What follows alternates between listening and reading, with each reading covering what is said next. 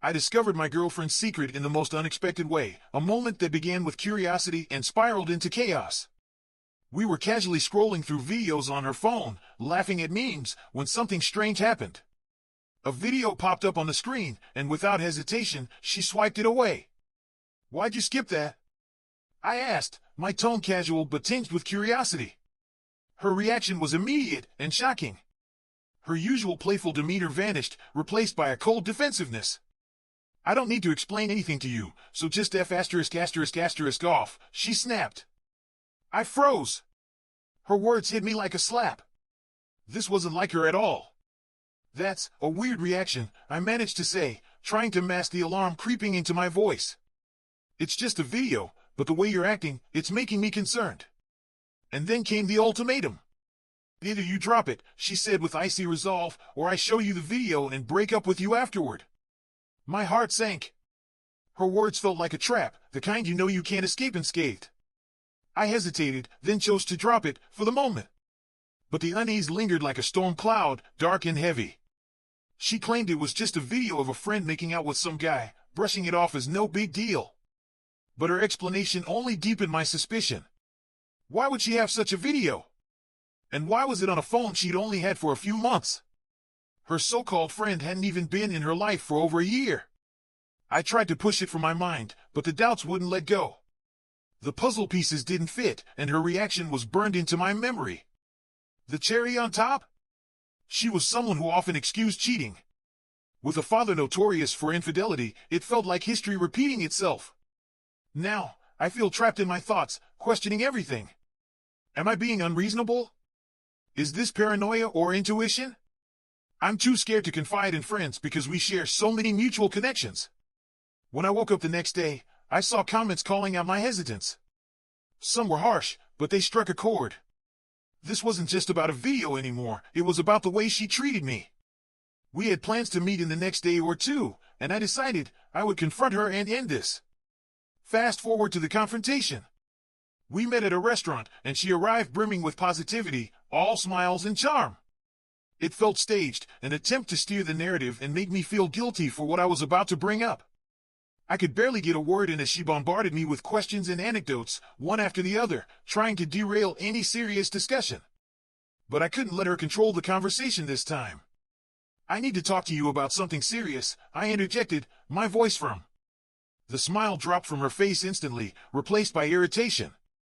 "If you're going to bring that up, I don't want to have dinner with you," she snapped, already positioning herself to leave. This was her pattern, walking away whenever things got tough, leaving me to chase after her, to beg for resolution. But not this time. "Okay," I said simply, and she stood, muttering "fine then" as she stormed off. I sat there for a moment, letting the reality sink in. Then I apologized to the waiter for the disruption and left. As I walked away, tears welled up. It wasn't just about the video anymore, it was about years of bending to her will, of walking on eggshells. An hour later, she called. Her voice was shaky, filled with tears. "Why do you always ruin everything?" she cried. And that's when I snapped. "Ruin everything? What about how you treat me like a doormat? What about how I have to tiptoe around you? What about that video and the way you acted?" She deflected again, claiming it wasn't about the video. But then, in an almost desperate move, she confessed. "It wasn't a video of my friend," she admitted. It was me. Making out with someone else. But it was before we were official, so I thought it didn't matter." Her words hit like a wrecking ball. My mind reeled, the excuses, the lies, the manipulation, it all made sense now. And all I could say was, "Yeah, and I love how you..." The memory lingered like a ghost. "She'd kept the video," she said, "for safekeeping." Safekeeping? What kind of treasure requires hiding months into a relationship? She claimed it was deleted now and mumbled an apology. But it wasn't about the video anymore. It hadn't been for a while. I told her I was done. No anger, no theatrics, just resignation. Her parting words? A flat, "Okay, if you say so." And that was it. I blocked her on everything. Every thread tying me to that toxic web, cut. Even now, adrenaline buzzes under my skin as I recount it. The betrayal is an itch I can't quite scratch, but at least the nightmare is over. Was she the type to blame the rain for someone forgetting their lucky socks? Maybe. At least now, I won't be the one she blames for ruining everything. I'll find someone who doesn't keep relationship souvenirs on their phone. She couldn't talk her way out of this one, and for once, I didn't give her the chance. But life's chaos has a way of repeating itself. Just when you think you've escaped, you stumble into another storm. A man posted about a story that could have been ripped from the same playbook. His marriage, once built on shared passions, now teetering on the edge of collapse. He met his wife back in 2011. She wasn't just another face in the crowd, she stood out, dancing to Third Eye Blind at a social event he was DJing. A chance conversation, sparked by a shared love for the band, blossomed into a relationship. Fast forward to 2013, and they were engaged. On a celebratory trip, they spent hours lost in the band's catalog, singing every lyric as if the songs were their own love story. Later that year, they married. For 9 years, their bond remained tied to the music. They chased the band across cities, attending every tour stop they could. 9 concerts for 9 years of marriage. Last night was supposed to be their 10th, a milestone to mark both the concert and their upcoming 10-year anniversary. He had planned it perfectly, a romantic night, a hotel stay, and the concert as the centerpiece. But fate had other plans. Friday evening, he walked into their home, excited for the night ahead. She was getting ready, looking stunning as ever. And then, like a bolt from the blue, a text notification lit up her phone. His heart sank as he read it. It wasn't just any message. It was one that shattered the foundation of their marriage. She'd met someone the night before, while he was away for work. The text thread was casual, almost dismissive. But one line stuck with him, piercing through his chest like a dagger: "Get condoms." And the reply? A careless LOL. The implication was clear, yet the ambiguity gnawed at him. Had they? Hadn't they? Did it even matter anymore? His world tilted. He left the house without a word, the crushing weight of betrayal pressing down on him. 15 minutes into his drive, she called. Her voice was laced with feigned confusion. "Where are you?" she asked. "You know where," he replied, his voice cold, distant. She didn't get it, pretended not to, perhaps. "Why?" she pressed. "You know why," he said, hanging up before she could spin her web of excuses. Shock has a way of numbing the pain, dulling the edges of reality. As he drove to the concert, he felt strangely calm, as though he had prepared for this moment. And in a way, he had.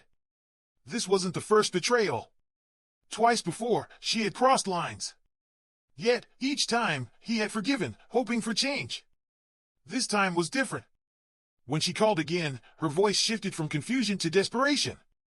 She cycled through the usual excuses: "We're just friends. It didn't mean anything. I was drunk."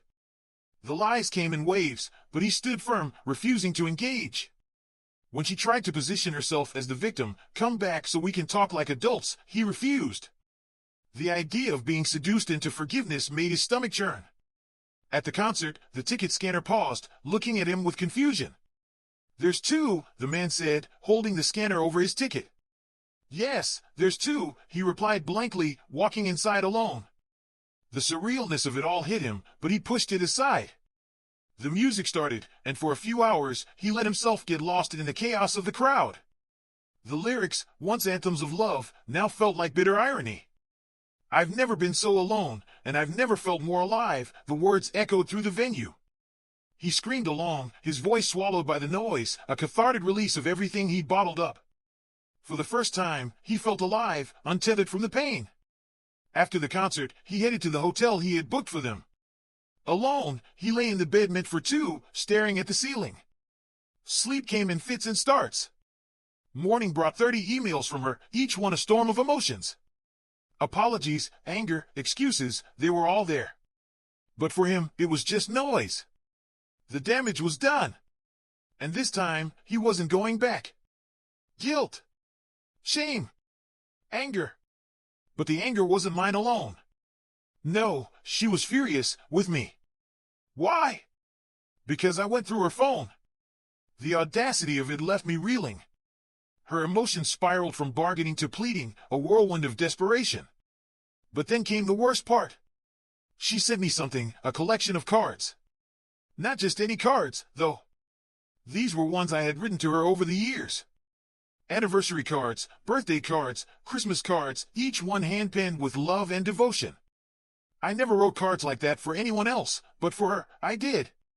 I poured my heart into those letters. And once, she did the same for me. But not anymore. She hadn't written me a heartfelt card in years. Her intent was clear. She thought reading those cards would soften my heart, remind me of the love we once shared. She believed I'd come to my senses, run back to her, and we'd talk it through.